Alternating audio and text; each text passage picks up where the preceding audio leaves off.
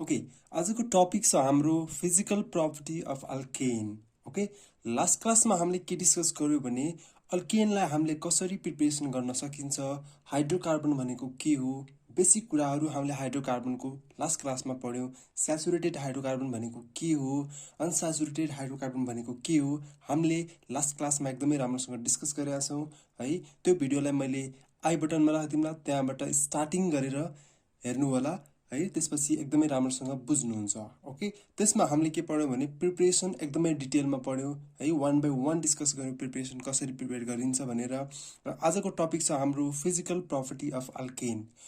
ल अब हामी स्टार्ट गर्छौँ फिजिकल प्रपर्टी अफ अल्केन, जसमा फर्स्टमा छ हाम्रो स्टेट। ओके स्टेटमा के छ भने कुनै पनि कम्पाउन्डको फिजिकल प्रपर्टी हेर्ने हो भने फर्स्टमा हामीले हेर्नुपर्छ स्टेट। ओके स्टेट भनेको लिक्विडमा छ कि ग्यासमा छ कि सलिडमा छ, त्यो कुरालाई हामी फिजिकल प्रपर्टी हेर्दाखेरि फर्स्टमा हामी त्यो कुरालाई डिस्कस गर्छौँ।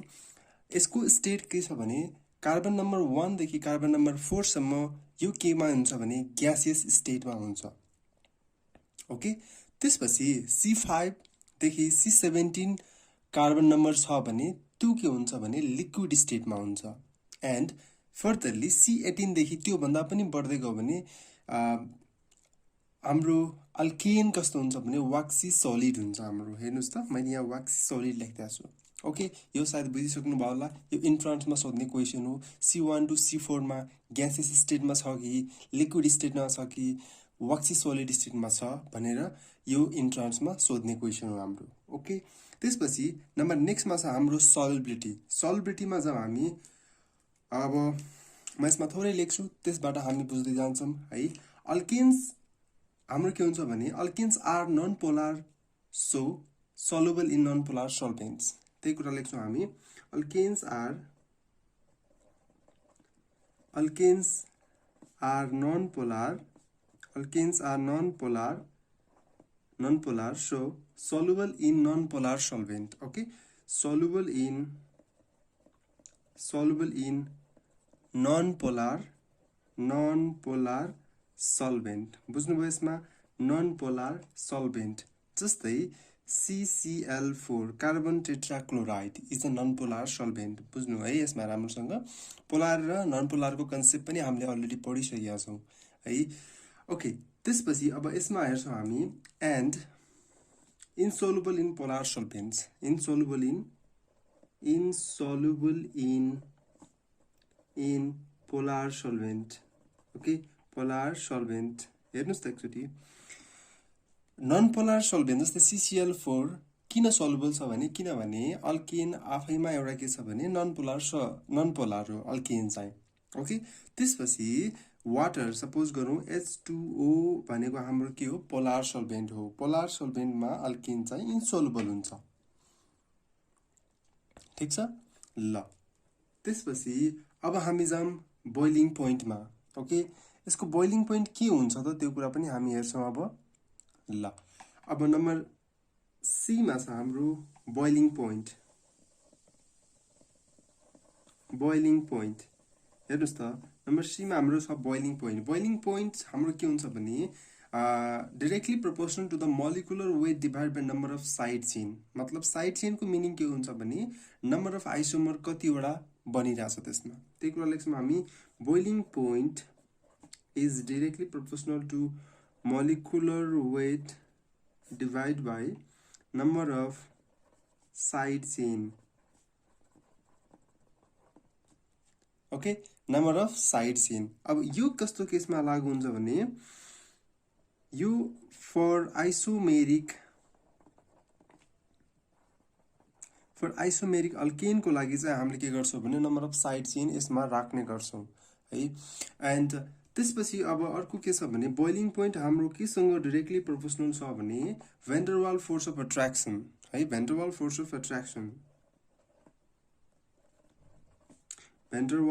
फोर्स अफ एट्र्याक्सन त्यस्तै बोइलिङ पोइन्ट हाम्रो केसँग डाइरेक्टली प्रोपोर्सनल हुन्छ भने बोइलिङ पोइन्ट हाम्रो के हुन्छ भने सर्फेस एरियासँग पनि हाम्रो के हुन्छ भने डाइरेक्टली प्रोपोर्सनल हुन्छ यसमा। ओके अब हेर्नुस् त जस्तै भेन्ड्रवाल फोर्स अफ एट्र्याक्सन जति बढ्दै गयो भने त्यति नै हाम्रो के हुन्छ बोइलिङ पोइन्ट बढ्दै जान्छ, त्यति नै हाम्रो के हुन्छ भने सर्फेस एरिया बढ्दै गयो भने भेन्ड्रवाल फोर्स पनि बढ्दै जान्छ र भेन्ड्रवाल फोर्स बढ्यो भने बोइलिङ पोइन्ट पनि हाम्रो बढ्दै जान्छ। ओके, त्यसपछि अब अर्डर हेर्ने हो भने है, एउटा अर्डर हेरिदिने हो भने अर्डर अफ बोइलिङ पोइन्ट एकचोटि म लेखिदिन्छु। अर्डर अफ बोइलिङ पोइन्ट इक्जाममा सोध्न सक्छ है, यो रिमेम्बर गर्नु होला। इन्ट्रान्स पढ्ने स्टुडेन्ट हुनुहुन्छ भने तपाईँ यो राम्रोसँग याद गर्नु होला, इक्जाममा सोध्छ यसमा। हेर्नुहोस् त CH3 CH2 CH2 CH3 हेर्नुहोस् त यो CH3 CH2 CH2 CH2 CH3 त्यस्तै CH3 CH2 CH2 CH2 CH2 CH3।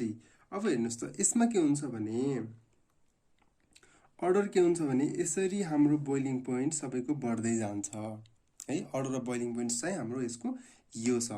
त्यसपछि हामीले अर्को केसमा हेर्ने हो भने है, नम्बर अफ अर्को साइड चेन्जको कुरा गर्ने हो भने जस्तै नम्बर अफ साइड चेन्जमा हाम्रो के हुन्छ एन पेन्टेन को बोइलिङ पोइन्ट के हुन्छ सबसे बढी हुन्छ। त्यही कुरा पनि लेखिदिन्छु म, an pentane.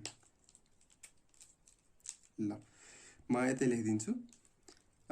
Number of side चेनको कुरा गर्दाखेरि के हुन्छ भने एन पेन्टेन को बोइलिङ पोइन्ट के हुन्छ सबसे धेरै हुन्छ, देन आइसोपेन्टेन, देन नियोपेन्टेन। ख्याल गर्नुहोस् है, एन पेन्टेन, आइसोपेन्टेन एन्ड नियोपेन्टेन। हामीले यसको डिस्कसन एकदमै राम्रोसँग गरिसकेका छौँ। नियो कसलाई भनिन्छ, आइसो कसलाई भनिन्छ है, यसको भिडियो पनि म आई बटनमा दिन्छु, त्यो भिडियो गएर पनि हेर्नुहोस्, त्यहाँबाट धेरै इन्फर्मेसन पाउन सक्नुहुन्छ तपाईँले है। त्यसपछि अब हाम्रो बोइलिङ पोइन्ट के हुन्छ भने जनरली बोइलिङ पोइन्ट युनिफर्मली बढिरहेको हुन्छ। त्यसैले हामीले बोइलिङ पोइन्टलाई के लेख्न सक्छौँ भने increase in boiling point is uniform है। त्यही कुरा लेख्न सक्छौँ, increase in boiling point is uniform. ठिक छ, युनिफर्म तरिकाले के हुन्छ भने बोइलिङ पोइन्ट बढ्दै जान्छ। त्यस्तै हाम्रो नम्बर डीमा छ मेल्टिङ पोइन्ट। नम्बर डीमा छ मेल्टिङ पोइन्ट।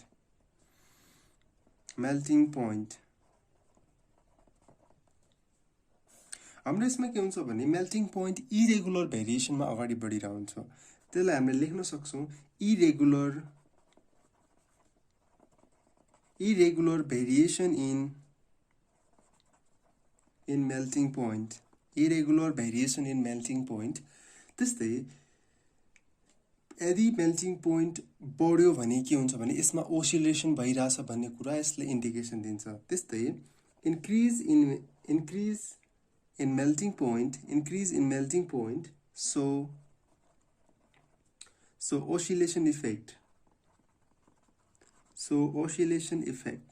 हेर्नुहोस् है, ख्याल गर्नुहोस् यसमा ओसिलेसन इफेक्ट। मेल्टिङ पोइन्ट बढ्यो भने ओसिलेसन इफेक्ट के हुन्छ भने बढ्छ भन्ने कुरा यसले नोटिफाई गर्छ हामीलाई। ओके, त्यस्तै अब हामीले हेर्यो भने के हुन्छ भने यसमा जस्तै प्रोपेनको केसमा यसको के हुन्छ भने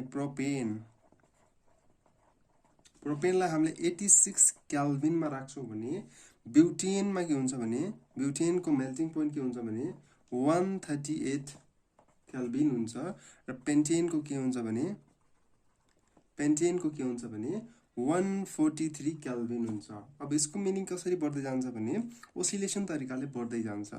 यसको मिनिङ के हो भने एक कुरा पनि युनिफर्म हुँदैन, लाइक यसरी डिफरेन्स आउँछ यसमा। हेर्नुहोस् त, किनकि यसमा 50 ले डिफरेन्स आयो भने यसमा कतिले डिफरेन्स आयो 5 ले डिफरेन्स आयो है। त्यही कुरा हामीले यसमा लेख्यौँ। ओके, ल हाम्रो फिजिकल प्रपर्टी अफ अल्केनमा हामीले योभन्दा बढी पढ्दैनौँ है। त्यसपछि हामी जान्छौँ अब केमिकल प्रपर्टिजमा। ओके, केमिकल प्रपर्टिजमा के छ भन्ने कुरा हामीले डिस्कस गर्छौँ नेक्स्ट भिडियोमा है। यदि यसमा केही क्वेसन छ भने मलाई सोध्नु होला है। यदि केही क्वेसन छ भने मलाई सोध्नुहोस्, यदि केही जान्नु छ भने मलाई सोध्नुहोस्, कमेन्टमा लेख्नुहोस्। सर बुझ्यो भनेर कमेन्टमा लेख्नुहोस्, बुझेको छैन भने बुझेको छैन भनिदिनुहोस्। लाइक गर्नु सक्नुहुन्छ, मन पर्यो भने मन परेको छैन भने डिसलाइक गरेर जानुहोस्। ओके, तपाईँहरूलाई कुनै पनि क्राइटेरिया छैन।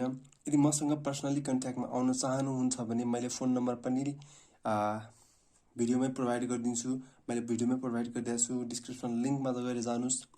फोन नम्बर, फेसबुक, इन्स्टा हरेक ठाउँबाट मैले के गरिदिएको छु भने मसँग कन्ट्याक्टमा आउने वे देखाइदिइरहेको छु। तपाईँहरूले सिक्न चाहनुहुन्छ भने मसँग कन्ट्याक्टमा आउनुहोस्, पर्सनली सोध्नुहोस् है।